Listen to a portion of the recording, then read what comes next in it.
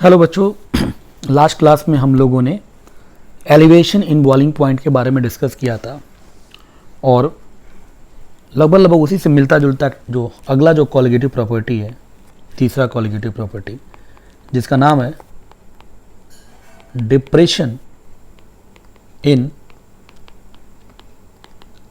Freezing point.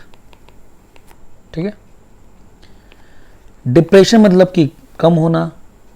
Okay, तो freezing point का decrement है ना, यानी कि बहुत बेसिक सा मतलब ये है कि अगर आप नॉन वोलाटाइल सल्यूट क्या कर रहे हो, ऐड कर रहे हो, ठीक है, तो फ्रीजिंग पॉइंट जो होगा वो सॉल्यूशन का क्या करेगा, डिक्रीज करेगा। तो इसी का नाम है डिप्रेशन इन फ्रीजिंग पॉइंट। तो क्या होता है, कैसे होता है, वो हम लोग देखते हैं। सबसे पहली चीज़ कि what is the definition of freezing point. Freezing point को डिफाइन कैसे करते हैं, तो सिंपल में ऐसे बोल सकते हैं, the temperature at which vapour pressure of solid become equal to vapor pressure of liquid। तो वो टेम्परेचर किसी भी सबस्टांस का जिसमें vapour pressure of solid state में और vapour pressure in liquid state में क्या हो जाए, बराबर हो जाए, ऐसे ही टेम्परेचर को हम क्या बोलते हैं, फ्रीजिंग पॉइंट बोलते हैं।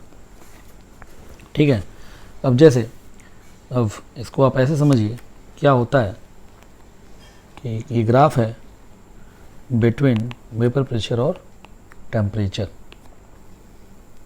ठीक है, तो आपको पता है कि ये सॉल्वेंट है, दिस इज योर सॉल्वेंट, जिसका स्टेट क्या है, इधर लिक्विड स्टेट है। ओके, तो क्या होगा कि टेम्परेचर के साथ टेम्परेचर घटाते जा रहे हैं, एक ऐसा समय आएगा जब किसी सबस्टांस जो कि यानी सॉल्वेंट जो कि लिक्विड फेज में है, उसका वेपर प्रेशर जब क्या होगा, सॉलिड फेज में, जब वही सबस्टांस सॉलिड फेज में हो तो जब उसका भी कुछ ना कुछ वेपर तो होगा बेटा, तो उन दोनों के वेपर प्रेशर जब क्या हो जाए, बराबर हो जाए, क्या हो जाए, ये बराबर हो जाए, तो ये क्या है, इधर क्या है, उसी का वो सॉलिड, उसी सबस्टांस का सॉलिड फॉर्म है और उसी सबस्टांस का क्या, लिक्विड फॉर्म है, और दोनों का जब वेपर प्रेशर बराबर हो जाए तो यही पॉइंट क्या कहलाता है बेटा, फ्रीजिंग पॉइंट। यानी कि इसके करस्पॉन्डिंग जो टेम्परेचर है टी एफ नॉट, ये टी एफ नॉट क्या है, T F not is a freezing point of the solvent. Okay, अब जैसा कि आप पढ़ ही चुके हैं, क्या पढ़ चुके हैं कि जैसे ही सॉल्वेंट हमने सल्यूट ऐड किया तो सोल्यूशन बन जाएगा, तो सोल्यूशन का भैया फ्रीजिंग पॉइंट तो क्या हो जाता है, पहले से कम ही हो जाता है। बात समझ में आ रही है? तो ये क्या बेटा, सोल्यूशन है, और सोल्यूशन का कौन सा फॉर्म है बे, इधर लिक्विड फॉर्म है।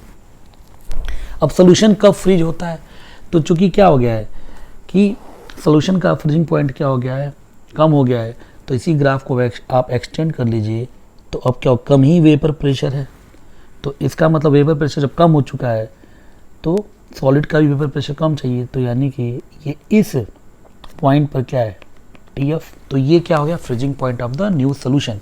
तो आप ग्राफिकली देख रहे हैं कि फ्रीजिंग पॉइंट क्या हो चुका है, वो घट चुका है। ठीक है ना, तो अगर मैं यहाँ लिखें कि what is the T naught F, तो that is the freezing point of solvent, और टी एफ क्या है, that is a freezing point of solution.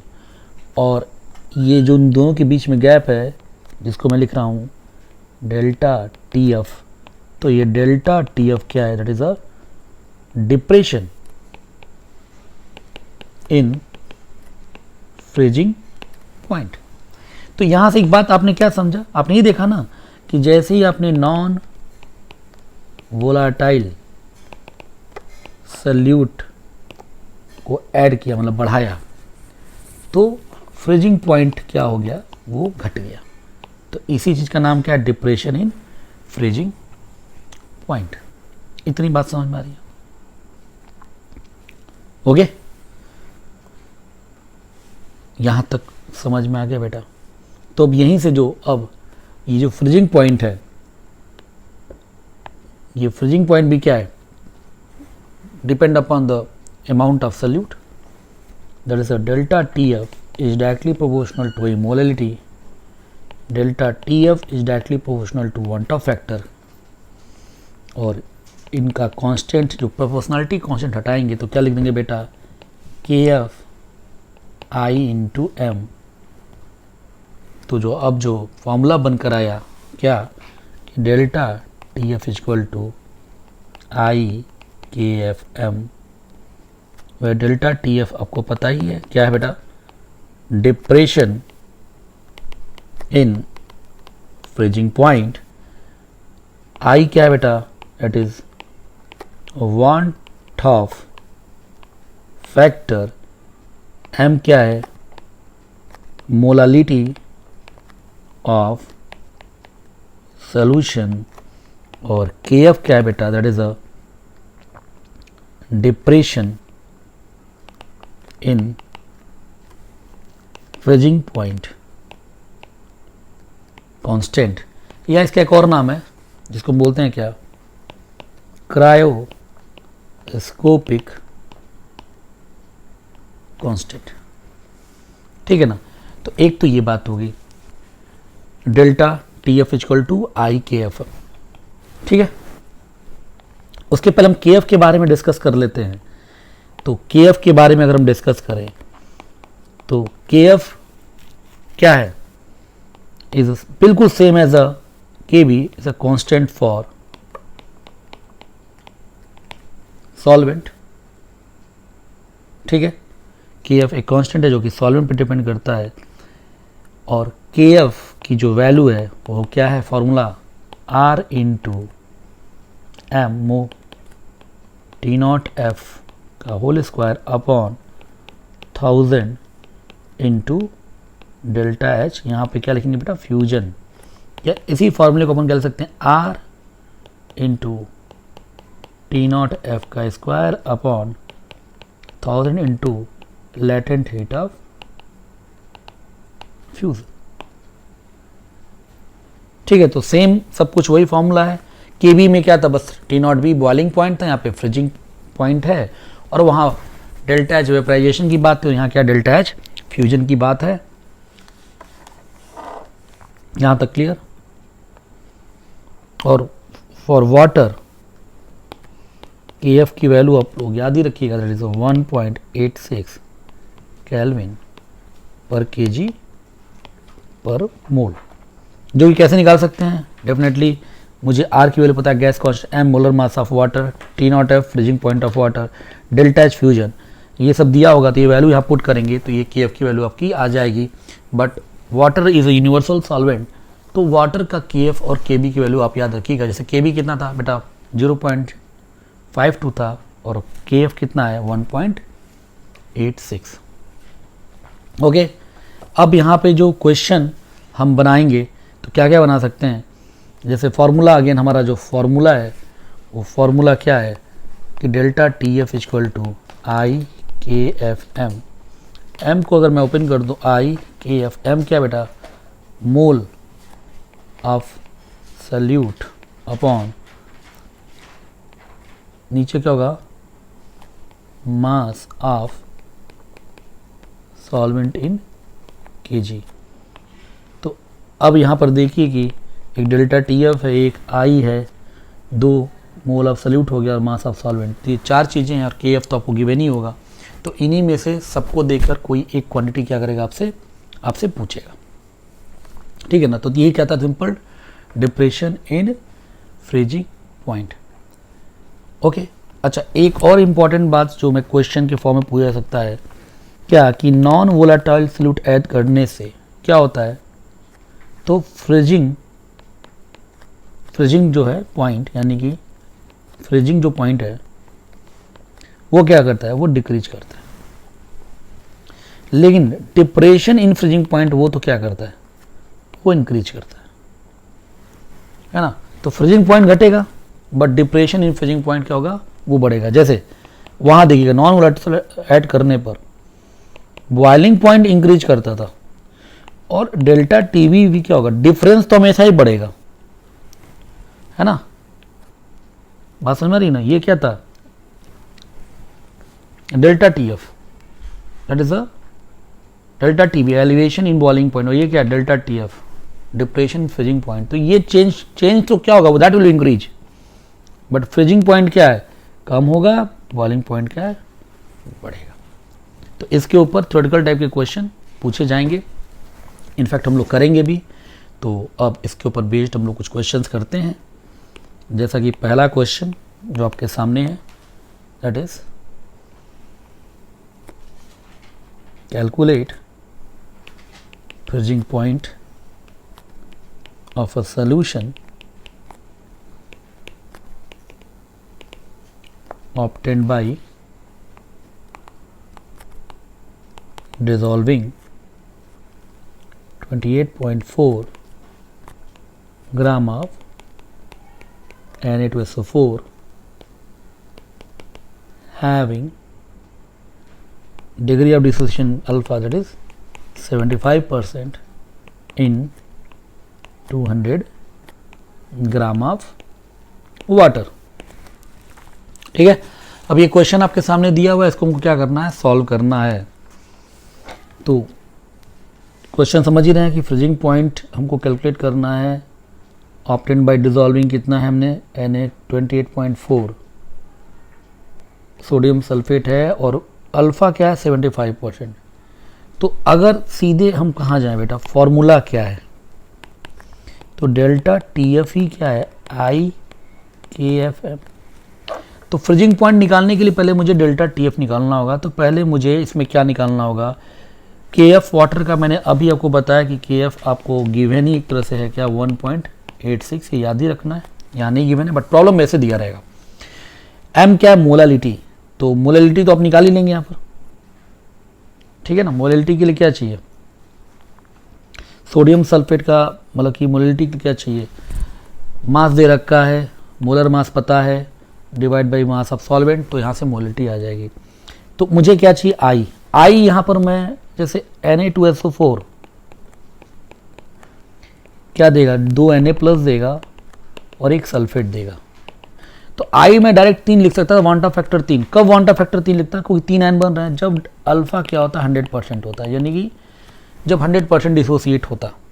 लेकिन अल्फा यहाँ क्या है 75%, तो मैं ये तो नहीं लिख सकता हूँ। तो मुझे वांटा फैक्टर निकालना पड़ेगा। क्या फॉर्मूला है, equal to 1 + n-1 into alpha, याद आ रहा हो तो 1 + n कितना बेटा, तो 3 आयन, नंबर ऑफ आयन कितने होंगे, 2 और 1 3, तो 3 - 1, और अल्फा कितना है 75%, मतलब कि व्हाट यू विल टेक, है ना, 0.75। तो कितना होगा 1 + 2 इंटू 0.75 यानी कि 1.5 यानी कि 2.5। तो वांटा फैक्टर बेटा क्या आ गया 2.5, एक part.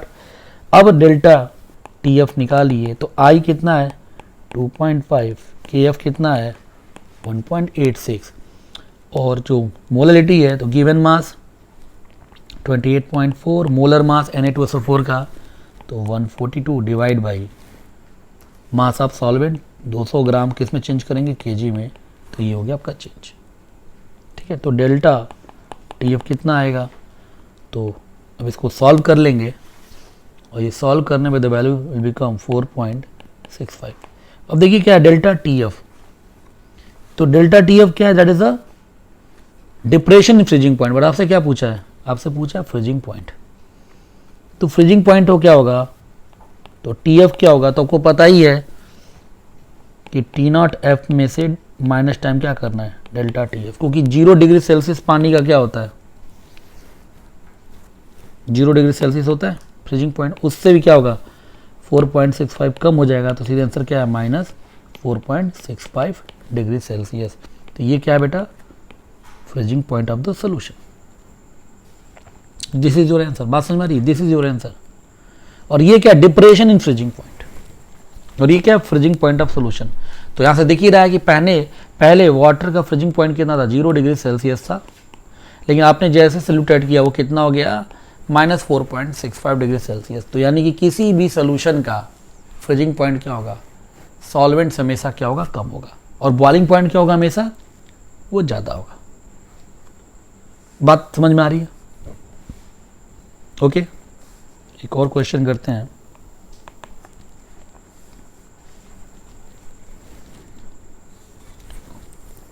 .85 gram of NaCl dissolve in 500 gram of water. KF of water क्या दे रखा है, 1.86। देन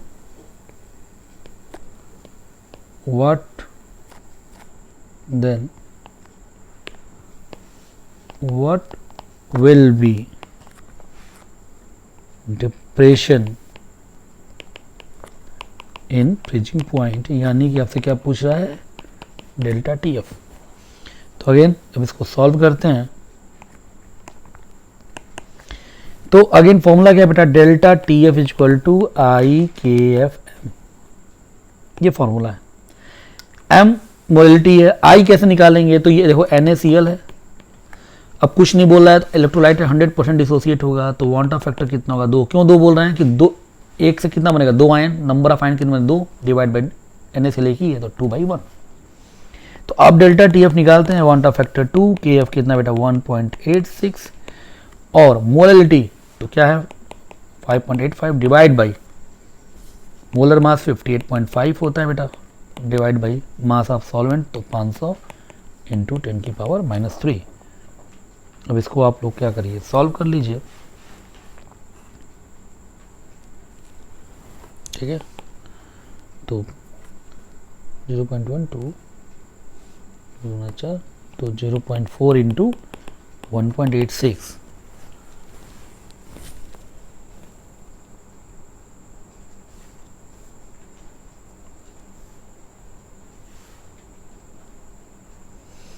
ठीक है।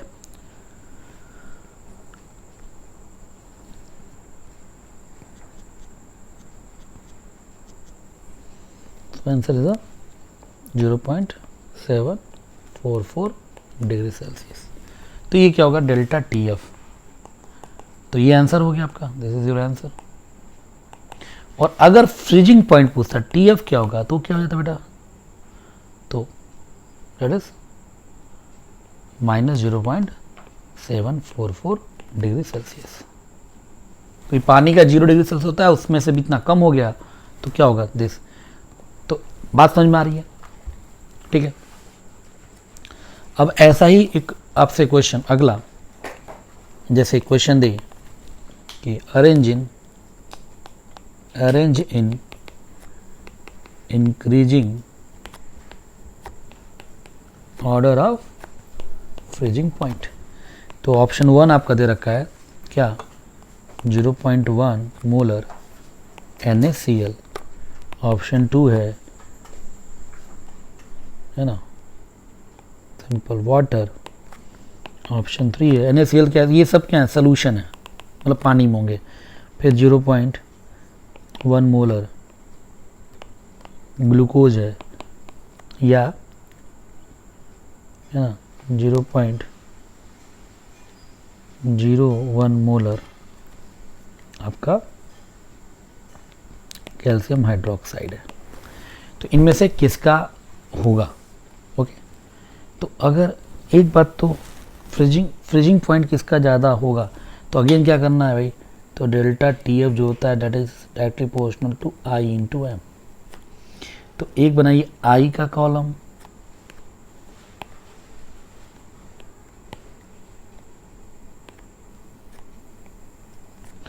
तो एक क्वांटा फैक्टर का प्रॉब्लम और एक मोलैलिटी का प्रॉब्लम, ठीक है ना। तो I कितना है भाई, तो पहले का I कितना है 2 है, पानी के लिए बात ही नहीं करेंगे, इसका 1 है, इसका कितना क्वांटा फैक्टर 3 है, और ये कितना 0.1, इसका कितना 0.1, इसका कितना 0.01। तो ये कितना होगा 0.2, ये कितना होगा मल्टीप्लाई 0.1, ये कितना होगा 0.03, ठीक है ना। तो एक तो इतना समझ में आ गया। अब फ्रीजिंग पॉइंट जो होगा, जिसका सबसे ज़्यादा I और M का मल्टीप्लिकेशन, उसका फ्रीजिंग पॉइंट सबसे कम, तो सबसे ज़्यादा फ्रीजिंग पॉइंट तो वाटर का ही होगा, तो सेकेंड तो सबसे ऊपर ही होगा। उससे कम कौन होगा, तो जिसका क्या होगा सबसे कम होगा, उसका फ्रीजिंग पॉइंट सबसे कम होगा। तो सबसे ज़्यादा होगा, किसका सबसे ज़्यादा है, तो 0.2 सबसे ज़्यादा है, यानी कि सबसे कम फ्रीजिंग पॉइंट, मतलब सबसे कम फ्रीजिंग पॉइंट किसका होगा, 1 का होगा। और उससे ज़्यादा किसका होगा, तो उससे ज़्यादा होगा आपका थर्ड का, और उससे ज़्यादा किसका होगा, फोर्थ का, और सबसे ज़्यादा किसका होगा, वो है सेकेंड का। इतनी बात समझ में आ रही है। क्या है बताया, ये बताया ना कि जिसमें IM का मल्टीप्लिकेशन जितना ही ज़्यादा होगा, उसका फ्रीजिंग पॉइंट उतना ही क्या होगा, कम होगा। तो सबसे लोएस्ट फ्रीजिंग पॉइंट किसका होगा, तो NaCl का, और सबसे हाईएस्ट किसका होगा, तो वाटर का। तो फ्रीजिंग पॉइंट क्या होगा, सबसे ज़्यादा ही होगा।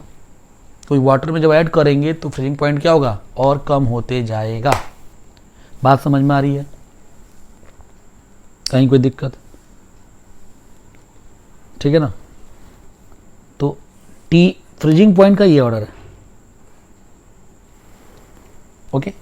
अच्छा, डेल्टा TF का ऑर्डर पूछ देता, ये तो TF का ऑर्डर है। तो डेल्टा TF का ऑर्डर क्या है, वो क्या होगा कि जितना ही I और M का मल्टीप्लिकेशन ज़्यादा होगा, उसका ही उतना ही ज़्यादा होगा। यानी वो आंसर इसका जस्ट क्या होगा, उल्टा होगा। यानी सबसे कम सेकंड का, उससे ज़्यादा फोर्थ का, उससे ज़्यादा थर्ड का, उससे ज़्यादा फर्स्ट का। यहाँ तक क्लियर है ना, कि जितना ही आप नॉन वोलेटाइल सॉल्यूट डालेंगे, यानी जितना ही I इंटू M का मल्टीप्लिकेशन जितना ज़्यादा होगा, उतना ही उसका फ्रीजिंग पॉइंट, उतना ही क्या होगा, डिप्रेशन इन फ्रीजिंग पॉइंट उतना ही क्या होगा, ज़्यादा होगा। तो फ्रीजिंग पॉइंट कम होगा, बट डिप्रेशन फ्रीजिंग पॉइंट क्या होता है, वो बढ़ता है। तो ये डिस्कस भी कर दिए थे। तो ये आपका हो गया क्या, that is a depression in freezing point, okay. So thank you very much.